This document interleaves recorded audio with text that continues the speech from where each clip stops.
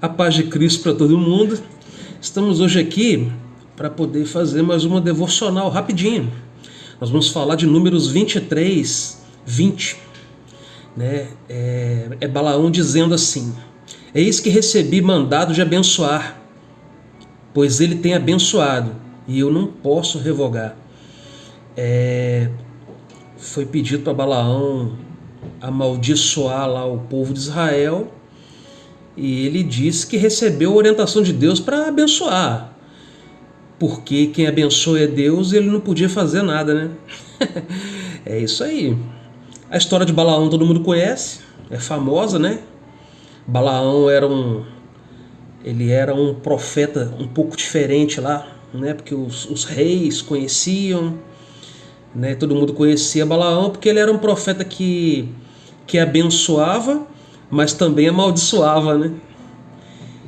Aí Balaque, que era o rei lá dos Moabitas, que era um povo que tinha medo de Israel e tinha conflito com Israel.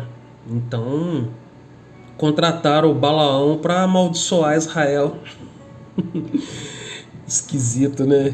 Aí aconteceu isso. Balaão rejeitou a oferta no início, mas depois cedeu e partiu em direção a Israel, lá no Monte de Israel, para poder amaldiçoar Israel. Só que Deus enviou um anjo, e esse anjo fechou a estrada com a espada de fogo lá, e Balaão em cima da mula, vocês conhecem a história, né? Bateu na mula, porque a mula parou, desviou, ele não queria desviar, e bateu na mula de novo, terceira vez, bateu mais uma vez.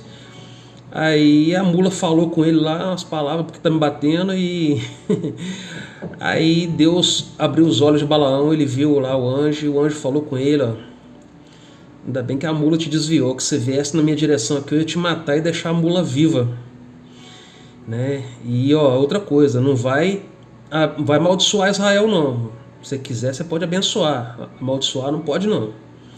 Aí Balaão ficou assustado e, resumo, né? Foi em direção ao monte. Aí chegando lá tentou amaldiçoar, quanto mais ele amaldiçoava, mais abençoava, porque Deus colocava as palavras na boca dele. Nós temos que pedir a Deus para colocar as palavras dele na nossa boca também. Que as palavras de Deus estejam em nossas bocas, que nós sejamos anunciadores das palavras do Senhor, não das nossas palavras, irmãos, não das nossas palavras, mas as palavras do Senhor. Temos que fazer a vontade dele,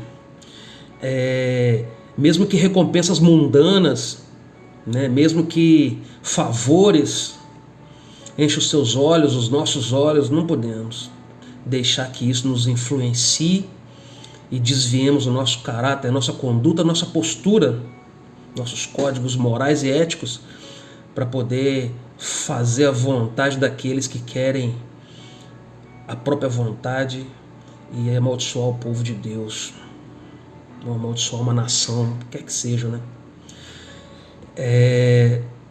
Nós temos que entender o contexto das coisas, tá? Deus, ele não é um para que minta. Deus, ele tem a palavra dele. Deus, ele tem um caráter que é justo. Deus é fiel. Então nós temos que viver desse modo. Nós temos que seguir o exemplo de Deus. Quando nós obedecemos à vontade de Deus, Deus nos usa. Deus te usa para ser instrumento dele, com palavras dele na sua boca, para abençoar. Que assim seja, não para amaldiçoar. Os frutos das nossas palavras é como uma pedra lançada, não pode trazer de volta. Uma vez lançada, foi lançado. Suas palavras têm que ser abençoadoras, né? Nós temos que entender isso, porque Deus não quebra promessas. Temos que ter foco nas promessas dele. Nossa vida ia ser mais fácil se nós lêssemos mais Bíblia e entendêssemos as promessas, buscássemos as promessas na palavra dele, na Bíblia, e entendêssemos quais são as promessas e tomar posse dessas promessas. Porque ele pode mudar a intenção dele, os fatos, mas as promessas ele não muda, ele é fiel, né? E a fidelidade dele é para segurança, mas é para segurança daqueles que são obedientes.